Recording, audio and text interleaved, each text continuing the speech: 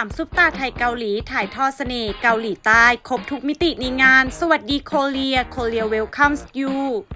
บรรยากาศสุดคึกคักที่ไอคอนสยามเมื่อองค์การส่งเสริมการท่องเที่ยวเกาหลีจัดงานสวัสดีโคเรีย Korea Welcomes You ตลอด2วันเต็ม 30-31 สิงหาคม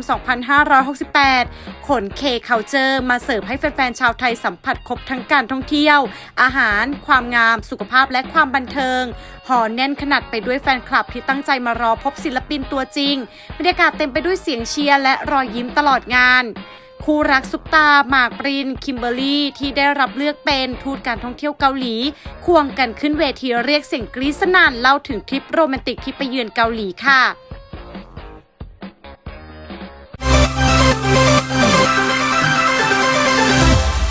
저희 첫 번째 질문은 여기 태국 방콕에서 한국 관광 로드쇼를 개최하게 되신 목적이 무엇인지 궁금하시다고 하십니다. 예, 이번 태국의 관광 로드쇼는요,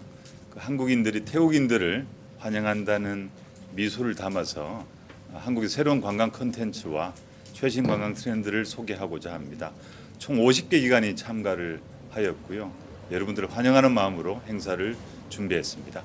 ก็จุดประสงค์หลักๆของการจัดงานโรดโชว์ที่กรุงเทพในครั้งนี้นะครับก็คือเพื่อที่จะเป็นการบอกกับชาวไทยทุกๆท่านว่าชาวเกาหลีเนี่ยต้อนรับนักท่องเที่ยวชาวไทยให้มาเยี่ยมที่ประเทศเกาหลีนะครับโดยที่ครั้งนี้เนี่ยเรามีหน่วยงานแล้วก็องค์กรของทั้งสองประเทศทั้งไทยและเกาหลีเข้าร่วมมากกว่า50องค์กรเลยโดยจะเป็นสถานที่ในการที่เราจะมาแนะนำเทรนด์การท่องเที่ยวใหม่ๆรวมถึงคอนเทนต์การท่องเที่ยวใหม่ๆของประเทศเกาหลีด้วยครับ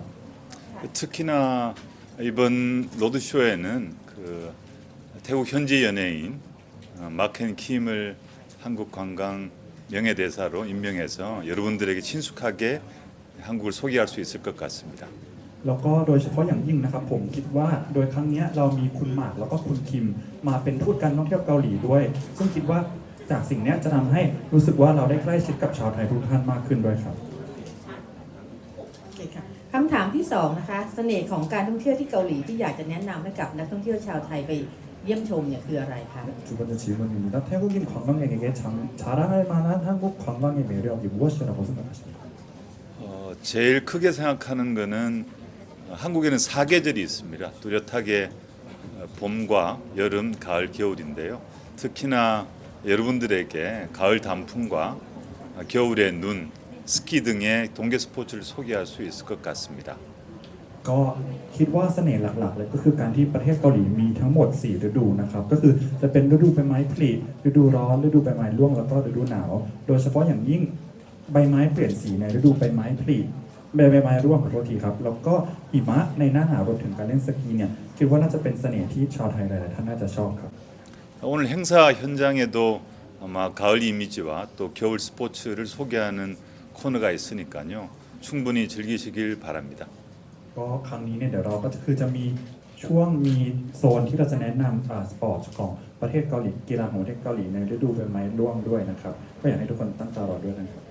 한국의 매력 중에는 당연하게 K 콘텐츠가 있을 것 같습니다. K-팝과 K 드라마를 포함해서 요즘은 K 뷰티, K 푸드 등 K 에브리띵에 대한 여러분들의 관심이 높아지고 있어서 진짜 한국을 경험하시려면 한국에 방문해서 충분히 즐길 수 있다고 생각합니다. นอกจากนั้นก็คือจะมีในส่วนของ K-culture นะครับไม่ว่าจะเป็น K-pop K-drama K-food หรือว่า K-beauty ที่ทำให้ความสนใจในประเทศเกาหลีเพิ่มมากขึ้นจากสิ่งเหล่านี้ทุกท่านเนี่ยจะสามารถได้มีประสบการณ์จริงกับทุกอย่างใน K-everything ตรงนี้ผ่านงานในครั้งนี้ด้วยครับ 태국인에게 추천해주고 싶은 지방 관광지는 있으신지 궁금하시다고 하십니다. 이 한국에는 서울 이외에도 다양한 지역 여행지들이 많습니다. 여러분들이 아시는 부산이나 제주, 대구 등지가 있을 텐데요. 저는 25년 올해에는 특히나 10월 말에 개최되는 에이펙 정상회의 개최지인 경북 경주를 소개해드리고 싶습니다.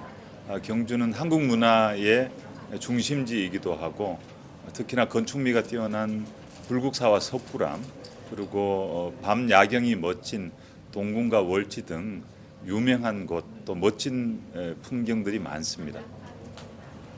ก็คือนอกจากกรุงโซลแล้วนะครับ ก็คือจะมีเมืองที่ดังๆที่ทุกท่านน่าจะรู้จักอย่างเช่นปูซานเชจูหรือว่าเทปูด้วย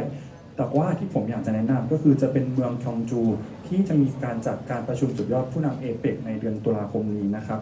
ซึ่งที่เมืองคยองจูเนี่ยถือว่าเป็นจุดศูนย์กลางของวัฒนธรรมเลย มีความงดงามของสถาปัตยกรรมอย่างเช่น วัดพรุกุกซาหรือว่าถ้ำซอกกุรัมด้วยนะครับ รวมถึงจะมีสระ YG ที่มีวิวทิวทัศน์ตอนกลางคืนที่งดงามมากๆด้วยครับ마지막 질문입니다. 양국 관광 교류 현황은 지금 어떠신지?